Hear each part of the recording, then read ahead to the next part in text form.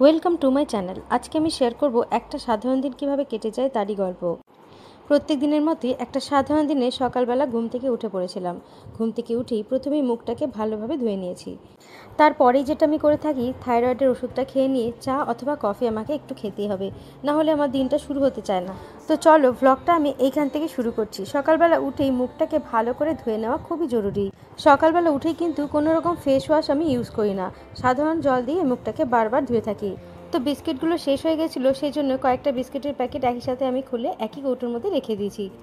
চা বা কফির সাথে বিস্কিট খাওয়াটা খুবই জরুরি। খালি পেটে কিন্তু কখনোই চা বা কফি খাওয়া উচিত না, অথবা মুড়িও খাওয়া যেতে পারে। আমাদের এখানে একটা হোমিওপ্যাথির ডাক্তার রয়েছে, তিনি বলেছেন বারবার চা খেলে অসুবিধা হয় না, কিন্তু চায়ের সাথে কিছু না কিছু অবশ্যই খাবে।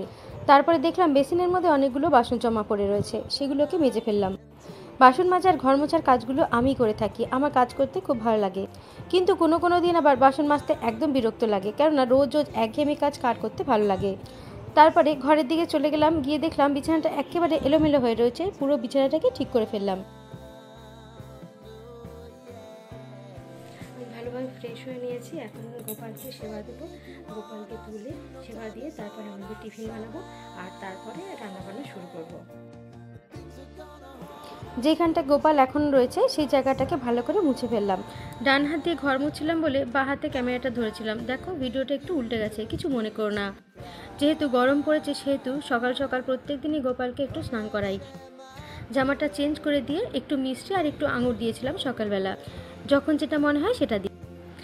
গোপালকে খাইয়ে তারপরে আমি আদ্রিতিকে খাওয়াই। গোপালকে যদি না খাওয়াই তাহলে কিন্তু আমার কোনো কাজ সম্পূর্ণ হয় না, সেই জন্য আগে গোপালকে খাওয়াই, তারপরে অন্যান্য কাজে হাত দিই। আর গোপালকে না খাই যদি আদ্রিতিকে কোনোদিন খাওয়াতে আসি, আদ্রিতি খেতেও চায় না। আগে গোপাল খাবে তারপরে আদ্রিতি খায়, এটা একটা অভ্যাসের মতন হয়ে গেছে। অনেকেই ভাবে যে গোপাল সেবা দিতে গিয়ে অনেকটা সময় হয়তো চলে যায়, কাজের অসুবিধা হয়ে যায়। সেরকম কিচ্ছু হয় না, বরঞ্চ কাজগুলো খুব সুন্দরভাবে সম্পন্ন হয়ে যায়। সকালবেলা বা রাত্রিবেলা রুটি করতে একদম ভালো লাগে না। শীতকালে যদিও বা ভালো লাগে, গরমকালে একদম ইচ্ছা করে না। সেই জন্য এই দোসা ব্যাটারটা কিনে রাখি, আর মন মর্জি মতন যখন তখন করে খেয়ে নিই। এর সাথে কিন্তু চাটনিও বানাই, তার জন্য নিয়ে নিয়েছি বাদাম, দই, আর এর মধ্যে দিয়ে দেবো ঝাল ঝাল লঙ্কা, সামান্য একটু নুন, অল্প একটু জল। আমি যখন চাটনিটা বানাই, চাটনিটাকে একটু গাঢ় করে বানাই। আমার গাঢ় চাটনি খেতে বেশি ভালো লাগে। হাজব্যান্ড যখন বানায় তখন একদম পাতলা করে বানায়। মাঝে মাঝে সবজি দিয়ে সাম্বারও বানিয়ে ফেলি। সাম্বার ডাল বানিয়ে ফেললে 3 বেলাতেই হয়ে যায়। আর যত সবজি আছে সব সবজি আমি দিয়ে দিই। হিন্দিতে সাম্বার আর বাংলার এই সম্বার ডালটা কিন্তু অড়হর ডাল দিয়ে ভালো হয়। আর যদি আমার মুডটা ভালো থাকে তাহলে কি সুন্দর পাতলা পাতলা দোসা বানিয়ে ফেলি। এই দেখুন কত সুন্দর পাতলা করে বানিয়েছি। সবটাই নির্ভর করে মন আর মুডের ভালো থাকার ওপরে। তো হাজব্যান্ড আর আমি এই দোসা দিয়েই টিফিনটা করে ফেললাম। সকালবেলা আমার এটা খেতে খুব ভালো লাগে, শুধু সকালে কেন, ডিনারে খেতেও খুব ভালো লাগে। আর একঘেয়েমি কাটানোর জন্য দুপুরের জন্য ভাত তরকারি বানিয়ে ফেলি। অনেকে হয়তো ভাবছো যে এইটা বানালে আর কিছু বানাতে হয় না, সেই জন্যই হয়তো এটা বানিয়ে আমরা টিফিন করে ফেলছি, বা রাতেও খেয়ে ফেলছি, বা দুপুরেও খেয়ে ফেলছি। আসলে তা নয়, দোসা আর ইডলি খেতে আমরা ভীষণ ভালোবাসি। টিফিনের পর দেখো কত বাসন জমে গেল, আবার এগুলোকে মেজে ফেললাম। এরপরে আদুর জন্য খাবার তৈরি করতে হবে, দুপুরের খাবার। সেই জন্য আমি বেশ কিছু সবজি কেটে নিয়েছি। আমাদের জন্য রান্না করেছিলাম পালং পনির। পনিরটাকে টুকরো করে কেটে নিয়েছি। অন্যদিকে পালং শাকটা ভাপিয়ে নিয়েছি। জল ফেলে দিয়ে অল্প একটু আদা, অনেকটা কাঁচা লঙ্কা, অল্প একটু নুনের সাথে ভালো করে পেস্ট করে নিয়েছি। 2 চামচ টক দইও দিয়েছিলাম। বেশ কিছুটা পনির রেখে দিয়ে আদুর জন্য পনিরের ঝুড়ি বানিয়ে দিয়েছিলাম। তেল গরম করে 5 ফোড়ন দিয়ে তার মধ্যে পনিরগুলো দিয়ে দিয়েছিলাম। তার মধ্যে দিয়ে দিয়েছি পালং শাক। নুন আর হলুদ দিয়ে ভালো করে কষিয়ে নিয়ে শেষে বাটার বা ঘি দিয়ে নামিয়ে নিতে হবে। পালং পনির খেতে আমি ভীষণ ভালোবাসি, সেই জন্য কোনো দিন এইভাবে করি, কোনো দিন একটু রসুন দিয়েও করি। রান্নাবান্না করা হয়ে যাওয়ার পরে রান্নাবান্নাগুলোকে অন্যদিকে সরিয়ে দিয়ে এই জায়গাটাকে ভালো করে মুছলাম।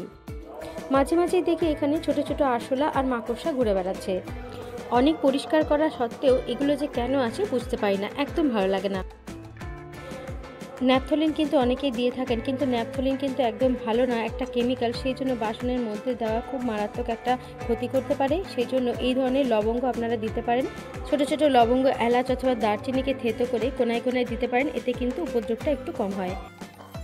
সমস্ত বাসনগুলোকে আমি যখনই ব্যবহার করি তখনই বারবার ধুয়ে ব্যবহার করি, যাতে কোনো রকম জীবাণু আক্রান্ত না হই আমরা। আর ছোট বাচ্চা থাকলে তো আরও বেশি সতর্ক থাকতেই হবে। এরপরে ঘরটাকে খুব ভালো করে আমি মুছে ফেললাম। এতক্ষণে আমি একদম হাঁপিয়ে গেছিলাম, একটু ঠান্ডা জল খেয়ে নিলাম। হাত পা ভালোভাবে সাবান টাবান দিয়ে ধুয়ে নিয়ে তারপরে আদুকে একটু খাইয়ে দিয়েছিলাম। ওর ততক্ষণে অনেকটা খিদে পেয়ে গেছিলো, সেই জন্য ওকে হালকা ফুলকা একটু টিফিন খাইয়ে দিলাম। আবার আমি ফ্রেশ হয়ে নিয়ে লাঞ্চটাকে রেডি করলাম। আজকে আমি ভাত রেডি করেছি, সাথে নিয়েছি পালং পনির, একটা কাঁচা লঙ্কা। সকালে আমি একটা তরকারি করেছি, সেটা হচ্ছে ঘুগনি, আর ঘুগনির মধ্যে আমি পটলও দিয়েছিলাম। এটাও একদম সম্পূর্ণ নিরামিষ রান্না। আর সাথে অল্প একটু চানাচুর নিয়েছিলাম, যেহেতু চটপটা খেতে ইচ্ছা করছিল। এই ধরনের চানাচুর খাওয়া একদমই শরীরের জন্য ঠিক না, কিন্তু অনেকে কিন্তু খালি মুখে খেতে পছন্দ করে বা মুড়ির সাথেও খায়। আমি কিন্তু অল্প একটু ভাতের সাথে খাই, যাতে চটপটা ভাবটা আসে। আর অতিরিক্ত ঝাল বা টক জাতীয় চানাচুর খাই না, একটু মিষ্টি মিষ্টি যে চানাচুরগুলো হয় সেটাই কিন্তু খাই, সেই জন্য অম্বল গ্যাস সেরকম হয় না। দুপুরের খাওয়া শেষ হয়ে গেছে, তারপরে একটু রেস্টের জন্য চলে গেছিলাম ঘরে। বেশিরভাগ দিনে আমি আদ্রিতিকে বিকালবেলাতে ছাতু খাওয়াই কলা দিয়ে, অথবা কেলগস খাওয়াই কলা দিয়ে। কিন্তু সেই দিনকে সকালবেলাতেও বলছিল পিৎজা খাবো, সেই জন্য ভাবলাম যে একটু অন্যরকম কিছু টিফিন বানাই। সেই জন্য একদম সাধারণভাবে এই স্যান্ডউইচগুলো বানিয়ে দিয়েছিলাম। কিন্তু যথারীতি ও স্যান্ডউইচটা খায়নি, ও যেগুলো খায় সেটাই খেয়েছে, মানে ও ছাতুই খেয়ে নিয়েছিল। ওইদিকে আমি ব্ল্যাক কফি আর মিল্ক কফি বানাচ্ছিলাম, হঠাৎ করে দেখছি কি একটা যাচ্ছে, হইচই হচ্ছে, তাই একটু এগিয়ে গেলাম, শুনলাম গান হচ্ছিল।